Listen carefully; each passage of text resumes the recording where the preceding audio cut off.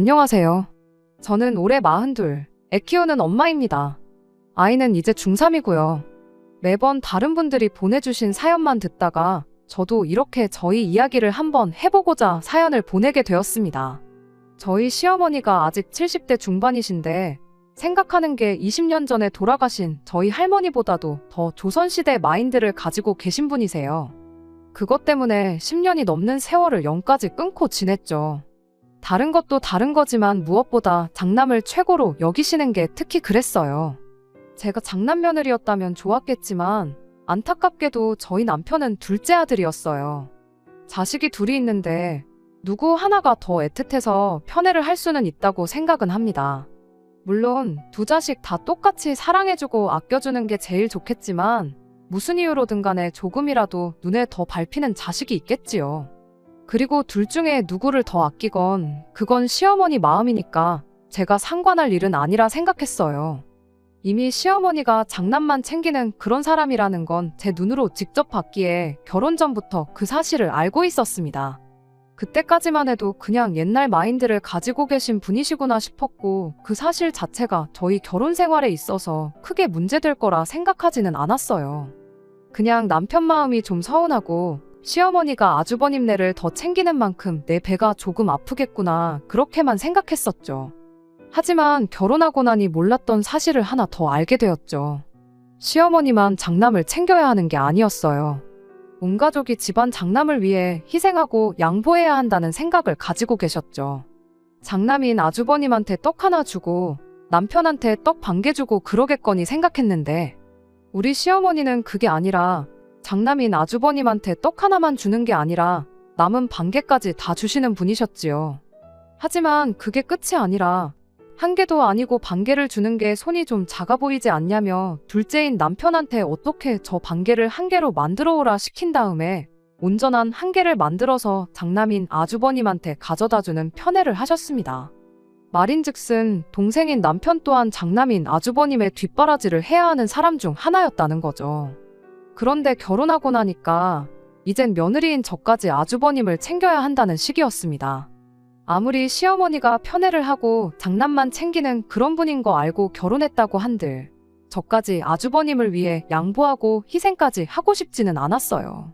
그리고 결국 그 때문에 시댁과는 결혼 생활 2년을 넘기지 못하고 사이가 멀어지게 되었습니다. 남편하고는 연애 결혼을 했는데 그때 당시 저는 중소기업에서 사무직으로 일을 하고 있었어요. 연봉은 1,900만 원으로 그냥 남들 받는 정도 받고 일하고 있었어요. 제 경력에 제 나이에 잘 버는 것도 아니고 엄청 못 버는 것도 아닌 그저 그런 연봉 있잖아요. 그리고 남편은 당시 아주버님하고 동업관계로 둘이서 같이 사업을 하고 있었어요. 벌이는 달에 한 200에서 250 사이로 그때그때 달랐습니다. 지방이라 집값이 비쌌던 것도 아니었고 둘이 합치면 그냥 먹고 살기엔 모자라다 못해 넘칠 만큼 넉넉한 돈이었지요. 다만 결혼하면서 대출을 생각보다 더 많이 받아야 했어요. 결혼 준비를 하면서 시어머니가 이건 확실히 알고 결혼하라면서 저한테 딱 잘라 한마디 했던 게 있거든요. 당신들 주거든 유산은 전부 장남한테 넘겨줄 생각이니 그거 탐낼 생각 하지 말라고요. 그걸로 혹시나 나중에 집안에 분란을 일으킬 생각이라면 당장 결혼할 생각부터 접으라는 식으로 말을 하셨죠. 그런데 뭐 시부모님이 어디 누구한테 물려준다고 할 만큼 대단한 재산이 있던 것도 아니었거든요. 애초에 남편하고 결혼하기로 정했던 건 남편의 사람됨됨이 때문이었지. 어머님이 뭘 갖고 있고 말고 그런 건 알지도 못했고 생각에도 없었어요. 있어도 그만, 없어도 그만인 것 같은데 별로 상관없을 것 같아서 그렇게 하겠다 했고요. 다만 시어머니가 유산만 안 주는 게 아니고 결혼하면서 저희한테 땡전 한 푼 안 보태주실 줄은 몰랐었네요. 그래서 저희 집에서도 땡전 한 푼 안 받아왔고요. 아무튼 그때서야 시어머니가 첫째랑 둘째를 대놓고 차별하는 장남만 챙기는 그런 사람이라는 걸 그때 처음 알게 되었습니다. 남편도 그제서야 시어머니가 원래 자기보단 형님을 더 아끼신다는 사실을 말해왔어요. 왜 진작에 말을 안 했었냐고 물어보니 괜히 유난스러운 시어머니인 거 알면 제가 자기랑 결혼할 생각이 달아날까봐 그랬다는데 그때는 뭐 저도 그랬지만 남편도 어렸으니 충분히 그걸 약점으로 생각하고 숨길 수 있는 문제라 생각하고 그냥 쿨하게 넘어갔어요. 대신 나한테 앞으로 그 어떤 것도 숨겨서는 안 된다고, 부부 사이에는 신뢰가 가장 중요하다는 걸 항상 염두해 줬으면 좋겠다, 그렇게 한마디 해주고, 결혼하기 앞서서 나한테 숨기는 거 하나 있었던 것만큼 앞으로 나한테 잘해달라, 그렇게 말하고 넘어갔지요. 그런데 시어머니가 그냥 장남만 편애하는 정도가 아니라 온 가족이 전부 나서서 장남한테 몰아주고 퍼줘야 한다고 생각하는 사람이라는 걸 결혼하고 나서야 알게 되었을 땐 조금 충격적이었네요. 다만 남편이 저한테 그 사실을 숨겼다고까지 생각하지는 않았어요. 그냥 여지껏 평생을 그렇게 살아왔으니 그게 남편 입장에서는 당연한 편애라고 생각했던 게 아닐까 싶었거든요. 대신에 이젠 결혼한 만큼 남편까지 나서서 아주버님한테 퍼주는 건 못하게 해야겠다 하는 생각이었습니다. 아무튼 그렇게 저희는 결혼을 했고 반년 정도 지나서 아이를 갖게 되었어요. 갚을 대출이 많았던 만큼 애시당초 계획했던 것보다 훨씬 일찍 찾아온 아이였지만 다른 생각하지 않고 최선을 다해서 키울 생각이었습니다. 그리고 당연히 온 가족이 저희들한테 아이가 생겼다는 사실을 축하해 줄 알았어요. 그런데 그게 아니었죠. 원래도 시어머니가 저한테 엄청 살갑게 대해주고 챙겨주고 하는 분은 아니었어요. 그런데 저희가 아이가 생겼다는 사실을 알고 난 뒤부터는 오히려 유독 저한테 짜증도 많아지고 조금 막 대한다는 느낌이 들 정도로 유난을 떠셨죠. 시부모님한테 손주 안겨드린다고 갑자기 장남에 대한 사랑이 저희한테 옮겨올 거라고는 기대조차도 하지 않았지만, 축하한다는 말은 못해줄 망정 오히려 평소보다 더 저를 긁어대는 시어머니가 도무지 이해가 가질 않았습니다. 그런데 알고 보니까 그게 다 사랑에 맞지 않는 장남 아주버님 때문에 그랬던 것이었다는 걸 알게 되었어요. 선수를 빼앗긴 우리 장남 기분이 얼마나 섭섭하겠냐며, 니들은 그런 것도 생각 안 하고 결혼했다고 덜컥 애부터 가질 수가 있느냐고 짜증을 내는데, 어이없는 시어머니 반응에 저 또한 얼척이 없어서 뭐라고 대답을 해야 하나 싶더라고요. 아주버님은 저희보다 2년 먼저 결혼을 했어요. 저희는 시댁에서 1,000원 한 장은커녕 땡전 한 푼 안 받고 결혼했지만 아주버님네는 시댁 지원 있는 대로 몰빵 받아 결혼했던 건 말 안 해도 다들 눈치채셨을 거예요. 아무튼 아주버님네 결혼하면서 이미 진작부터 시어머니가 애 보는 건 당신이 다 해줄 테니 다른 거 생각 말고 하루빨리 대르리을 아들 손주 낳아오라고 난리도 아니었었나 봐요. 그런데 아주버님네가 결혼하고부터 제가 아이를 가졌다는 소식을 듣게 된 2년 반이 넘는 시간 동안 아무런 소식이 없던 상황이었던 거지요. 아주버님도 형님도 아이 갖겠다고 엄청 노력은 했던 것 같아 보였고, 시어머니도 어디 용한 데 가서 한약도 지어오고 지극정성도 아니었나 본데, 말인즉슨 그렇게 노력하는 상황에 제가 덜컥 아이를 가졌으니 시어머니 입장에서는 아주버님네가 새치기 당한 기분, 추월당한 기분이 들지 않겠냐는 겁니다. 눈치 없게 애부터 가질 수가 있느냐는 소리가 바로 그 때문에 나온 말이었고요. 저기네는 몇 년을 노력해도 안 되는데 너네는 나중에 갖는다는 말만큼 아무 노력도 안 했는데 애가 생겨버린 꼴이 아니냐, 그 이야기를 들은 첫째네가 얼마나 서운하겠냐고요. 장남 편애하고 그런 건 내가 알 바 아니다 생각하고 살았는데 이미 생겨버린 아이를 가지고 새치기네 어쩌네 그런 이야기까지 들으니 솔직히 엄청 짜증났어요. 물론 저희가 원래 몇 년 더 맞벌이 생활 유지하다가 아이를 가질 계획이었던 건 사실이지만 왜 자꾸 이미 생겨버린 아이를 두고 저보고 어쩌라고 저런 소리를 해대시는 건지. 말 맞다나 아주버님네 섭섭하다고 아이를 지울 수도 없는 노릇 아니겠나요? 그런데도 자꾸 아이가 생긴 걸 두고 제가 잘못했다고 따지고드니 어이가 없어서 말도 안 나오더라고요. 더 어이가 없던 건 그 이후였어요. 원래는 맞벌이 생활을 유지하면서 돈을 모을 만큼 모으다가 아이를 가질 계획이었던 만큼 출산하기 직전까지 최대한 회사에 출근해서 월급 받을 만큼 받고 그러고 그만둘 생각이었거든요. 회사에서도 당장 저만한 직원 구하기 힘들다고 남아줬으면 하는 분위기였고요. 그런데 제가 입덧이 너무 심해가지고 더 이상 출근을 하는 게 불가능한 상황이었어요. 특히나 회사 사무실이 있던 건물 1층이 전부 음식점이라 시도 때도 가리지 않고 사무실로 올라오는 음식 냄새를 제가 도저히 견딜 수가 없었거든요. 날이 갈수록 심해지는 입덧에 결국 다른 방법이 없어서 회사를 일찍 그만두게 되었습니다. 회사 그만두면서 시어머니가 뭐 얼마나 대단한 애를 가졌길래 배도 다 안 불렀는데 회사부터 관두느냐. 내 아들 외벌이 하는 꼴은 보고 싶지 않으니 유난 떨지 말고 출근해라. 그런 잔소리를 들을까봐 걱정이었는데 아주버님하고 연관된 거 아니면 딱히 잔소리를 하지 않던 사람이었다 보니 예상외로 제가 회사를 그만둔 걸 가지고는 별다른 말 한마디 없었습니다. 그런데 정말 몇 주도 안 지나서 회사를 괜히 그만뒀구나. 후회가 몰려들어오기 시작했어요. 입덧이 너무 심해서 이거 집에서도 견딜 수나 있겠나 싶었는데 막상 회사를 그만두고 나오니 몇 주 안 지나서 언제 그랬냐는 듯 입덧이 사라졌거든요. 이럴 줄 알았으면 몇 주 고생하고 말 걸 그랬나 싶었어요. 집안일이라고 해봐야 집이 얼마나 넓은 것도 아니고 그나마도 집안일이라고 할 만한 건 남편이 애 가졌는데 무슨 집안일이냐며 그런 거 하지 말고 태교에만 신경 쓰라고 퇴근하고 집에 돌아오기가 무섭게 자기가 할 수 있는 집안일이란 집안일은 싹 다 해놓고 그랬거든요. 남편한테 뭐 어디 인형 눈이라도 붙이고 있어야 되는 거 아니겠냐 했더니 그거 해봐야 얼마나 번다고 그러냐고. 그냥 맘 편히 갖고 뭐 할 생각 말고 그냥 뱃속의 아이만 생각하라고 끝까지 제가 아무것도 안 하길 바랬어요. 그러던 중 형님의 임신 소식을 듣게 되었습니다.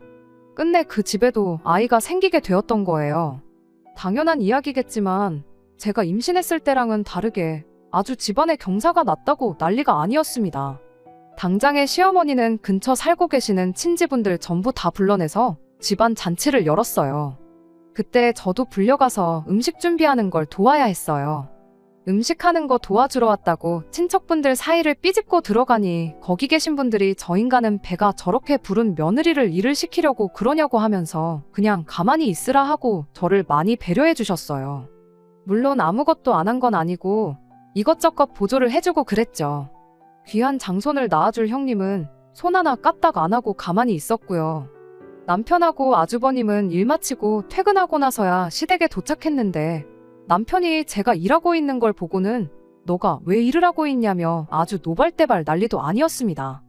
애는 뭐 형수님만 가졌냐고 차려놓은 잔치상을 뒤집어버릴 기세로 성질을 부리기 시작했는데 남편한테 그래도 오랜만에 이렇게 집에서만 가만히 있는 게 아니라 모처럼 몸을 움직이니 기분이 좋다고 그리고 다른 친척 어른분들이 배려해 주셔서 힘든 일 하나 안 하고 편하게 있었다고 그러니까 참으라고 남편을 뜯어말렸죠.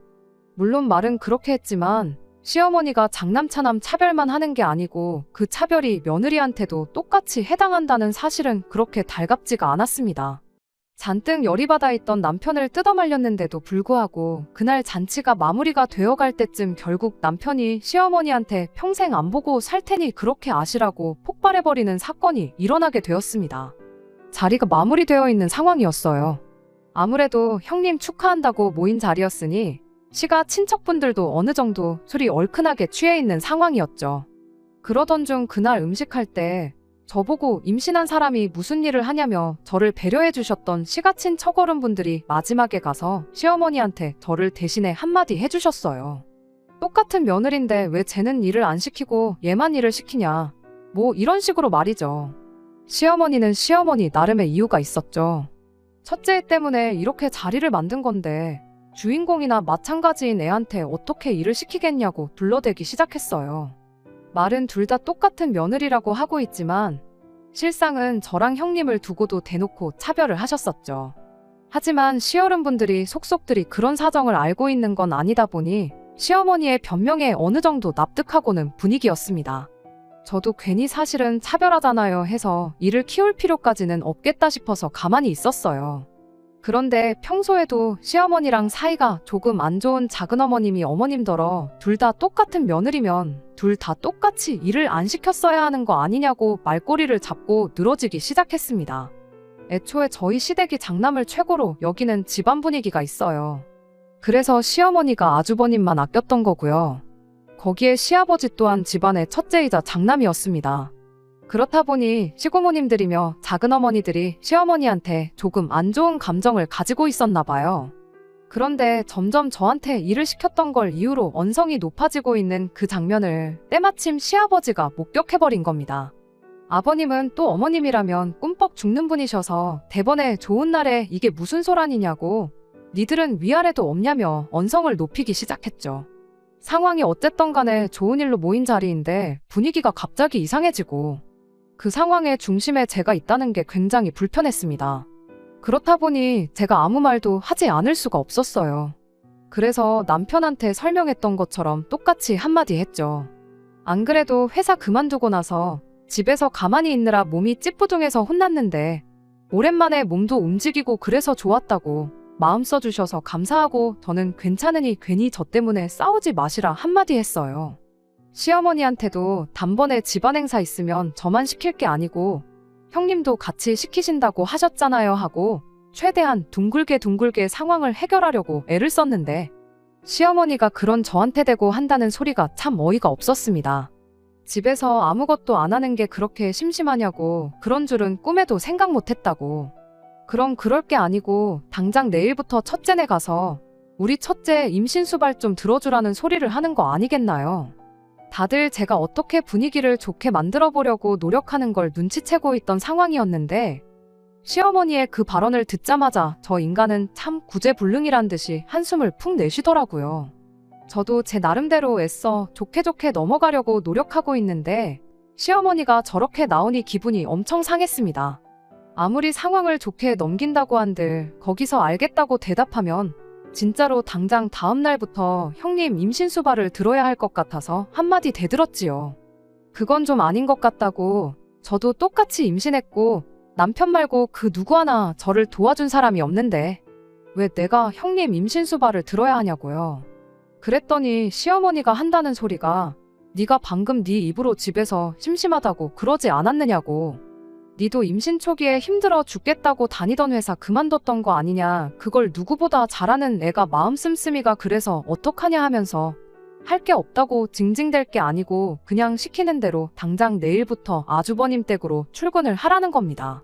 혹시나 애 잘못되면 네가 책임질 거냐면서요. 그리고 한마디 더 한다는 게 네 배는 부를 만큼 부르지 않았냐고. 그만큼 불렀으면 웬만해선 애도 안 떨어진다고. 엄살 부리지 말고 시어머니가 시키면 냉큼 내 하고 시키는 대로 하면 되는 건데 뭐 이렇게 혓바닥이 기냐고 저한테 뭐라 하는 거 아니겠나요. 그 와중 그 상황을 지켜보고 있던 남편이 결국엔 폭발해버린 거예요. 어머니한테는 형님만 자식이고 형수님만 며느리냐고 하면서 그렇게 나오시면 자기도 생각이 다 있다더니 앞으로 자기는 없는 자식인 셈 치라는 겁니다. 영 끊고 살겠다는 소리를 그것도 시가친척분들 전부 다 모인 자리에서 뱉어내버린 거예요.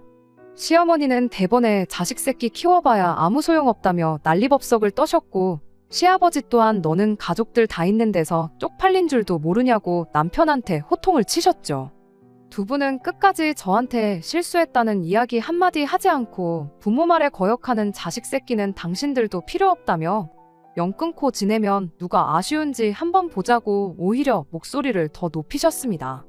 막상 저희 편 들어주면서 같이 목소리 높여주시던 친척분들도 상황이 일이 되니 다들 나 몰라라 하나둘씩 자리를 떠나기 시작했어요. 저희도 더 오래 있어봐야 남편하고 시부모님 관계만 더욱 더 막장을 치닫겠다 싶어서 제가 남편 끌고 나와 집으로 돌아갔습니다.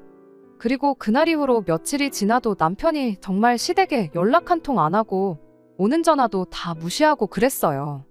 그래도 부모 자식 사이라는 게 천륜인데 쉽게 끊어낼 수나 있겠나 생각했고 길어야 한두 달 지나면 남편이 되었든 시어머니가 되었든 둘 중에 하나가 나서서 풀자고 하지 않겠나. 그러니 내가 굳이 나서서 중간다리 역할 같은 건 하지 말아야겠다 하고 맘 편히 갖기로 했어요. 그러던 중 갑자기 남편이 퇴근 시간이 엄청나게 늦어지기 시작했습니다. 저는 그래서 시어머니랑 다툰 일로 아주버님이 남편을 집에도 못 가게 하는 건 줄 알았는데 그게 아니었어요. 회사에서 격리일 하던 직원이 갑자기 그만두면서 형님이 그 일을 대신 하느라 자기가 처리해야 할 업무량이 2배로 늘었다는 소리를 하더라고요. 급한 대로 사람을 뽑고 있는데 요즘 누가 꼴랑 월급 100만 원 받고 일하고 싶어 하겠냐고 한동안은 퇴근이 늦을 거라고 하더라고요. 솔직히 제 입장에서는 이해가 가지 않았어요. 격리 직원 하나 빠졌다고 아주버님이 업무가 마비될 만큼이면 격리 직원이 얼마나 혼자 많은 일을 했던 건가 싶었죠. 그럴 게 아니고 어차피 저도 하던 일이 그거고 전표 입력하는 거 정도는 도와줄 수 있겠다 싶어서 남편한테 사람 구해질 때까지만 제가 도와주겠다고 했습니다. 돈 얼마 벌려고 그랬던 게 아니고 집에 있는 게 워낙에 갑갑하고 그래서였어요. 어차피 저도 출산일이 가까워지고 있던 시기였다 보니 무리할 생각 없었고 직원으로 취직해서 일할 생각은 더더욱이 없었습니다.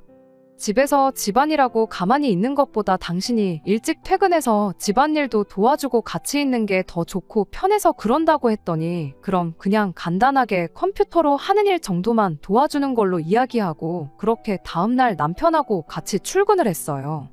그런데 아주버님이 저를 보더니 아주 질색팔색을 하면서 자기 혼자 할 수 있으니 그냥 가라고 하더라고요. 격리 직원이 하는 일 대신하느라 하루 종일 아무것도 못하고 내 남편한테 일을 전부 떠넘기는 게 싫어서 온 건데 자기가 하겠다고 저는 컴퓨터 근처에도 못 앉게 만드니 뭔가 촉이 이상했어요. 그래서 남편한테 내가 집에 가는 척하고 근처에 있을 테니 점심시간에 아주버님 자리 비우면 좀 불러달라고 했고요. 그렇게 몇 시간 지나 남편과 다시 사무실로 들어와서 그간 전산 처리된 전표들을 쭉 훑어봤습니다. 그리고 동업하는 관계인데 아주버님이 남편보다 더 많은 월급을 받아가고 있다는 사실, 그리고 그것도 모자라 집에서 가만히 있는 형님한테까지 월급이 들어가고 있다는 사실을 알게 되었어요. 월급은 전달 매출에서 이것저것 다 빼고 남는 수익을 아주버님과 남편이 갈라가는 구조로 알고 있었는데 애초에 절반씩 나누는 게 아니었어요. 아주버님 앞으로는 2개의 통장으로 월급이 나눠져서 들어가고 있었습니다. 하나는 남편이 받아간 액수와 똑같은 액수로, 그리고 나머지 하나에는 집에 있어야 할 형님하고 똑같은 액수로 적게는 30만 원, 많게는 100만 원씩 들어가고 있었어요. 당연히 내 남편이 더 받아갔어야 할 월급을 뒤로 빼돌려서 형님 앞으로 따로 챙기고 있던 겁니다. 시어머니가 유난스러운 거지 아주버님네는 무슨 잘못이 있겠냐 그렇게 생각했는데 이건 뭐 실질적으로 남편만 고생시키고 돈은 돈대로 빼돌리고 있는 게 아주 상종 못할 인간들이다 싶더라고요. 횡령으로 고소를 하니마니 그런 것도 좋았겠지만 그보다는 이 집 식구들하고 얽혀봐야 우리 미래에 좋은 거 하나 없겠구나 하는 생각뿐이 들지 않았어요. 어차피 남편이 시댁과 연을 끊겠다 선언한 와중에 굳이 다시 잘 지내보자고 화해해서 평생을 더러운 꼴 견디며 사느니 이대로 연을 끊어버리는 게 좋겠다는 생각이었습니다. 남편도 그동안 자기 돈을 빼돌리고 있었다는 사실에 질려서 두 손 두 발 다 들어버린 모습이었어요. 그렇게 저희는 시댁 식구들 모르게 해서 서울로 이사를 가는 준비를 시작했습니다. 그리고 준비가 끝나자마자 시댁에 통보하듯 말하고 그 길로 새로운 삶을 시작했어요. 아주버님한테 네 없으면 일은 누가 하냐고 허둥지둥대며 연락이 왔는데 남편이 거기다 대고 보아하니 나 말고 월급 받아가는 사람이 한 명 더 있던데 그 사람한테 시키면 되는 거 아니냐 하고 전화를 끊어버리는데 속이 얼마나 후련하던지요. 연 끊고 지내던 시어머니한테까지 연락이 와서 네가 어떻게 그럴 수가 있느냐는 말에 남편이 어머니는 어떻게 저한테 그러실 수가 있으셨냐고, 어차피 나한테 땡전 한 푼 물려주실 생각 없으신데 굳이 내가 가족들 곁에 있을 이유가 뭐가 있겠느냐, 어머님은 형님만 가까이 있으면 되는 거 아니냐고. 내 아내한테 형수님 수발 들라고 시켰을 때부터 이렇게 되는 건 각오하셨어야 되는 거 아니냐고 한마디 하고 전화를 끊어버렸고요. 그랬더니 저한테 전화를 해서는 처음에는 남편 좀 말려봐라, 두 자식한테 앞으로 똑같이 잘해주겠다 이런 소리를 하더니 나중에 가선 며느리 하나 잘못 받아서 아들이 변했다고 저한테 원망을 쏟아내더라고요. 정말 그간 잘못했단 걸 깨달아서 그러신 건 아닌 것 같고 아무래도 아주버님이 남편 없으면 혼자 사업을 굴려나갈 자신이 없어서 어떻게든 붙잡아오라고 부탁을 했던 게 아닐까 싶어요. 하다가 안 되니 자식을 원망하기 전에 만만한 며느리한테 그 책임을 물으시는 거라 생각했죠. 오히려 계속 사과하고 살려달라고 비는 거 보고 마음이 약해지면 어떠나 싶어서 걱정했는데 알아서 그렇게 남은 정마저 떼주니 감사할 지경이었어요. 그렇게 저희는 서울에서 새로운 삶을 시작했습니다. 아이 태어나고 나서는 친정 부모님이 올라오셔서 저희 집에서 지내면서 아이를 대신 돌봐주셨어요. 그리고 저희는 남편의 경력을 살려서 창업을 하게 되었고 죽어라고 고생해서 결국 오늘날 여기까지 오게 되었습니다. 그렇게 올해 초에 대출이 절반에 가깝지만 저희도 학군 좋다고 소문난 동네에 이사를 오게 되었습니다. 이제 고등학교 들어가는 딸아이한테 더 좋은 교육의 기회를 주고자 정한 이사였고 갚을 대출이 있는 만큼 초심을 잃지 않고 더 열심히 살지 않을까 싶어서 정한 결정이었어요. 그러던 중 그렇게 거의 15년 세월을 연락 한 통 없이 지내던 시어머니와 다시 연락이 닿게 되었습니다. 지난 세월을 살아오면서 시댁하고는 딱 한 번 왕래가 있었습니다. 저희가 서울 생활을 시작하고 3년이 지나서였는데 그때가 시아버지가 돌아가셨을 때였지요. 정정하던 분이셨는데 5년 만에 갑자기 그렇게 돌아가실 줄은 몰랐어요.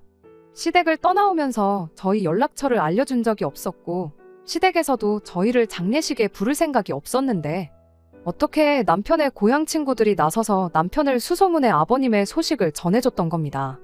사실 그때는 남편이 많이 힘들어 보였어요. 암만 평생을 두고 아주버님과 차별을 했다고 한들 남편한테는 하나밖에 없는 아버지잖아요.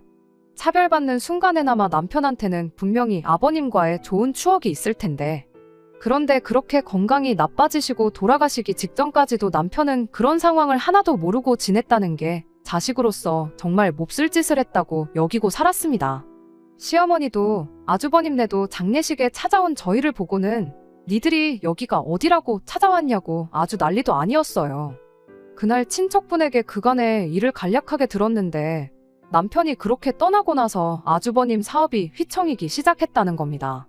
그도 그럴 게 격리 직원이 빠진 자리를 아주버님이 메꾸고 있는 상황이었는데 실질적으로 모든 일을 도맡아 하던 남편이 나가버렸으니 아주버님은 손이 10개라도 부족한 상황이었던 거예요. 급한 대로 직원을 3명을 뽑았는데 막상 3명이 하는 일이 남편 혼자 하는 것만 못했다는 거죠. 물론 그중 1명은 격리 직원이었겠지만 아무튼 인건비는 인건비대로 나가는데 일은 풀리지가 않지. 인건비로 빠지는 만큼 아주버님 벌이가 줄어들게 되었고 당연히 뒤로 빼돌리던 형님 돈도 더 이상 챙겨줄 수 없는 상황이 된 거지. 결국엔 인건비 좀 아껴보겠다고 직원들을 자르고 아버님이 일을 도와주게 되었는데 아버님이 연세가 몇인데 그 강도 높은 노동을 견디실 수 있었겠나요? 그렇게 건강 잃고 그러다가 사업은 사업대로 안 좋아지고 아버님은 아버님대로 병을 얻고 돌아가시게 된 거였어요. 남편 책임이 아예 없다고 할 수는 없는 노릇이었다 보니 그 이야기 듣고 한동안 남편이 엄청 마음고생을 했습니다. 말로는 저희 친정부모님을 부모님으로 생각하고 살겠다고 했지만 가장 가까이서 남편을 보는 제가 봐도 부모님과 사이가 틀어진 것에 대해 후회가 남아있는 느낌을 지울 수가 없었죠. 그렇게 또다시 시댁 식구들과는 연락 없이 지내면서 또 10년의 세월을 보내게 되었는데 그런데 올해 초에 시어머니한테서 갑작스러운 연락을 받게 되었던 거죠. 연락처는 진작에 알고 계셨어요. 아버님 그렇게 되셨을 때 적어도 이런 식으로 갑작스런 소식은 듣게 하지 말아야겠다 싶어서 제가 아주버님한테 제 연락처를 슬쩍 건네주고 왔었거든요. 그 후로 연락을 주거니 받거니 했던 적은 없었지만 그때까지는 그저 무소식이 희소식이라고 생각하고 살았는데 아주버님네가 아니라 시어머니한테서 직접 연락을 받게 될 줄은 생각도 못하고 있었어요. 심지어 시어머니가 다짜고짜 서울에 와 있다며 좀 보자는 말을 해오는데 더더욱이 놀랄 수밖에 없었습니다. 직원들한테 잠깐 나갔다 와야겠다 말하고 후다닥 남편하고 어머님이 계시다는 곳으로 향했어요. 무슨 일로 갑자기 그것도 서울까지 와서 연락을 다 하시나 싶었는데 시어머니가 꼴이 말이 아니시더라고요. 아버님 돌아가셨을 때만 해도 저희가 떠나올 때 그 모습 그대로셨는데 못 알아볼 만큼 살도 많이 빠지신 상태였어요. 시어머니는 저희를 보자마자 눈물을 쏟아내며 잘못했다고 사과를 해오셨습니다. 일단 어머님부터 진정시키고 그리고 나서 마땅한 곳이 없었기에 어머님을 집으로 모셨지요. 집에 도착해서 따뜻한 차 한 잔 내려드리니 그제서야 어머님이 그간 있던 일을 전부 말해왔어요. 이미 저희가 떠난 순간부터 아주버님 사업은 내리막을 달리고 있었고 그나마 그동안은 얼마나마 어머님 아버님 재산도 있고 그래서 버틸 수 있었답니다. 집부터 정리해서 어머님 아버님은 아주버님네로 들어가 살게 되었고 그때까지만 해도 아버님은 아주버님 일 도와주고 어머님은 어린 시조카 돌봐주고 형님은 형님대로 격리일을 배워서 어떻게든 가족들끼리 인건비를 줄여서 그 사업을 꾸려나갔었나 봐요.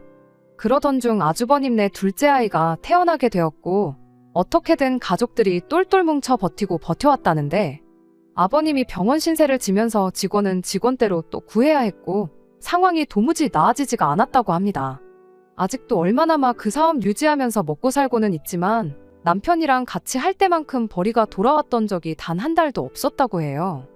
그러면서 아버님은 결국 돌아가셨고 어머님은 어머님 나름대로 시조카들 돌봐준다는 명목하에 같이 그렇게 살아왔는데 애들이 클 만큼 큰 상황에 형님 입장에서 시어머니는 그냥 사업에도 도움 안 되고 그저 밥만 축내는 사람 중 한 명에 불과했던 겁니다. 더 이상 물려줄 유산 하나 남아있지 않은 상황이니 더더욱이 형님 입장에서는 그런 시어머니가 짐짝처럼 느껴졌던 거죠. 결국 시어머니를 두고 형님하고 아주버님이 몇 날 며칠을 박터지게 싸웠다네요. 시어머니가 그걸 견디다 못해 내가 나가서 살면 되겠느냐 한마디 하고 집을 나온 거고 무작정 서울로 올라와서 저희한테 연락을 했던 거였죠. 그러면서 저희한테 지난 날을 전부 사과하더라고요.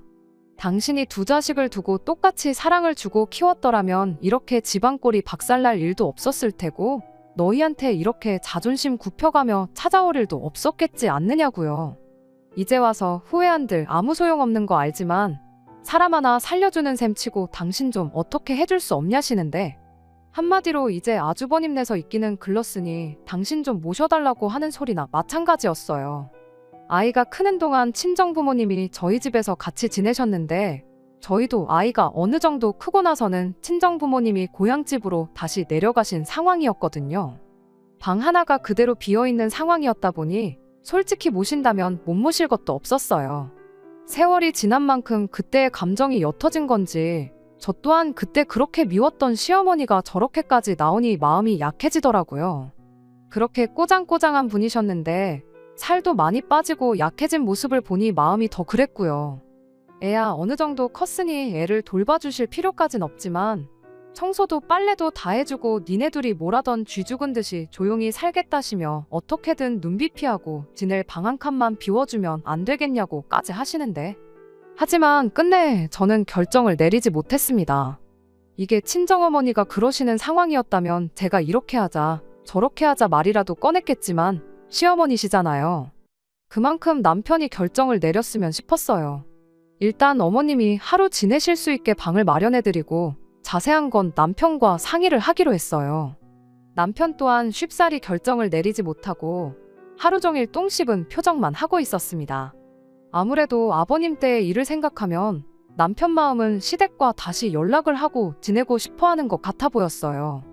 그런데 또 어머님을 이렇게 모시다니 저한테 어떻게 말을 꺼내야 하는지부터 혼란스러운 얼굴 표정이었습니다.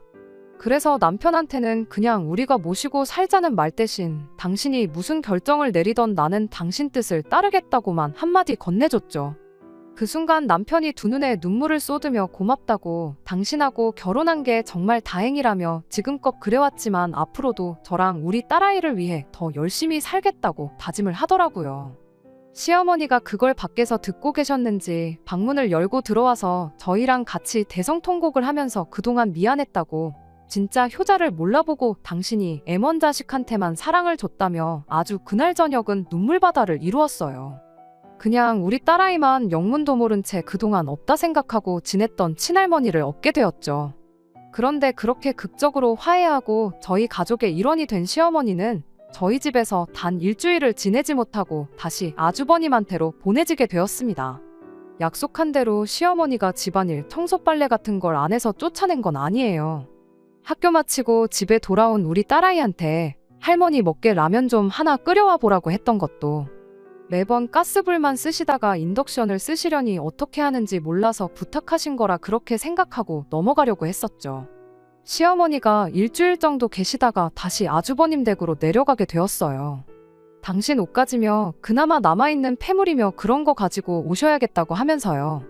조심히 다녀오시라고 KTX도 끊어드리고 다시 올라오실 때 짐이 많으실 수도 있으니 그때 맞춰서 역에서부터 짐을 같이 가져다줄 승합차랑 기사님도 한 분 수배해 놓았죠. 그렇게 아침에 시어머니를 역에 모셔다 드렸고 그 길로 출근한 뒤 집에 돌아와 어머님 오시는 걸 기다리고 있었어요. 그리고 저녁 8시쯤 해서 어머님이 도착을 하셨는데 초인종 소리에 현관문을 열어드렸더니 시어머니 혼자만 온 게 아니고 양옆에 처음 보는 애들 둘을 데리고 왔더라고요. 순간 이게 무슨 상황인가 싶었어요. 시어머니가 대번에 애들 등을 떠밀면서 작은 엄마랑 작은 아빠한테 인사를 하라고 하더니 당당히 집 안으로 애들을 데리고 들어오시는 겁니다. 남편이 대번에 어머님 붙들고 방으로 모셔가서는 이게 무슨 상황이냐고 물었어요. 아주버님네하고 돌아선 건 돌아선 거지만 저 애들은 당신이 아기 때부터 키운 당신 자식들이나 다름없다는 말도 안 되는 소리를 하시며 듣자 하니 여기 동네가 애들 공부하기 좋은 동네라고 들었다고, 이런 데서 공부해야 애들끼리 인맥도 생기고 학구열도 높아서 공부는 공부대로 열심히 한다고 하는데 얘들도 여기서 같이 좀 지내면 안 되겠냐는 겁니다. 대학 갈 때까지만 지내면 되는 거니까 첫째는 4년만 지내면 되고 둘째는 6년만 지내면 되는 거니 어려운 부탁 아니지 않냐면서요. 남편이 그게 무슨 말도 안 되는 소리냐고 대번에 대꾸를 했는데 어머님이 하시는 말이 니네 집도 이렇게 비싼 데서 살 정도면 돈도 어느 정도 번다는 소리 아니냐고, 애들이 먹어봐야 얼마나 먹겠냐며 다른 건 몰라도 두 시조카 뒷바라지는 당신이 알아서 챙길 테니 걱정을 하덜 말라고 능청스럽게 한마디 하시더라고요. 그래도 장손인데 이 할머니가 마지막으로 얘들한테 해줄 수 있는 게 교육의 기회를 주는 거 아니겠냐고. 그런 지방 동네에서 공부해봐야 서울에 있는 학교 문턱이나 밟겠냐. 이왕 모시고 살기로 한 거 여기까지만 더 부탁하겠다는 소리를 하시더라고요. 바로 전날 눈물 콧물 쏟으며 대성통곡하던 시어머니는 온데간데 없었고 살이 조금 빠지셨다 뿐이지 지난 세월 장남하고 둘째 대놓고 차별하고 편애하던 막무가내 시어머니로 돌아와 계셨어요.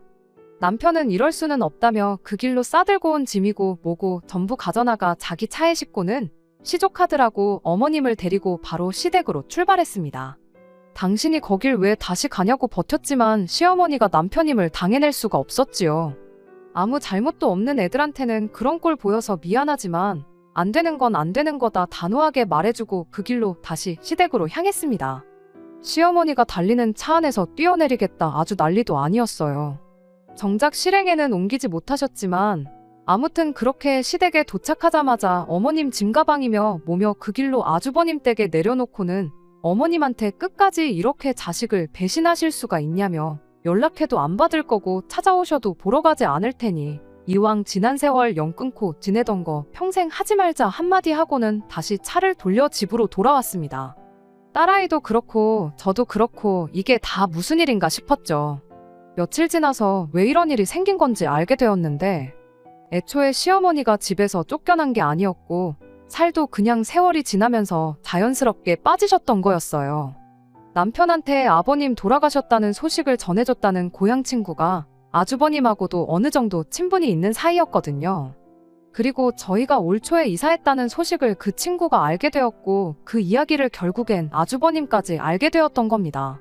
그리고 이 소란이 전부 어떻게 잘만 구슬르면 자기 자식들도 똑같이 강남에서 학교 다닐 수 있게 만들 수 있겠구나 싶고 하는 김에 시어머니까지 저희한테 떠넘길 수 있겠다 싶었던 아주버님의 개수작이라는 걸 알게 되었어요. 남편이 아주버님한테 평생 받기만 해온 사람이 이제 와서 나한테 뭘 바라냐고 염치 좀 챙기고 살라고 한마디 하고는 아주버님네하고도 평생을 안 보고 지내겠다 그렇게 선언하고 이 사건은 일단락되었습니다. 그리고 정말 얼마 전에 남편의 고향 친구 통해서 시어머니 소식을 전해 듣게 되었어요. 이 사건이 이러나 저러나 애들을 좋은 데서 교육시키고 싶어 꾸몄던 아주버님과 형님의 개수작이긴 했는데 두 사람한테는 이참에 시어머니도 떼놓을 수 있는 기회였구나 생각했었나 봐요. 그런 시어머니가 임무에도 실패하고 다시 한 식구가 되어버렸으니 아주버님하고 형님 입장에서는 뭐 하나 달라진 게 없는 이 상황이 마음에 안 들었던 겁니다. 아주버님이 시어머니한테 그 쉬운 거 하나 똑바로 못하고 오시냐고 아주 난리도 아니었고 그걸 빌미로 아예 아주버님이 시어머니를 집에서 내쫓아버리고 그 둘이서도 연을 끊고 지내게 되었다고 해요. 이미 유산은 전부 다 아주버님네한테 전부 다 퍼주다시피 해서 손에 남은 것도 없었고 그냥 어디 동네에 아는 분 남는 방에 전세로 남은 전 재산 다 보증금 내고 거기서 혼자 지내고 계신다고 합니다. 잠깐이지만 진짜로 어머님이 걱정되었던 순간도 있었고 한 집에 같이 살기로 하면서 지난 15년 세월 연 끊고 지내왔던 거 만회하고 다시 한 가족이 되고 싶은 생각이었어요. 하지만 그 복을 자기 발로 차버린 건 시어머니 본인이라고 생각합니다.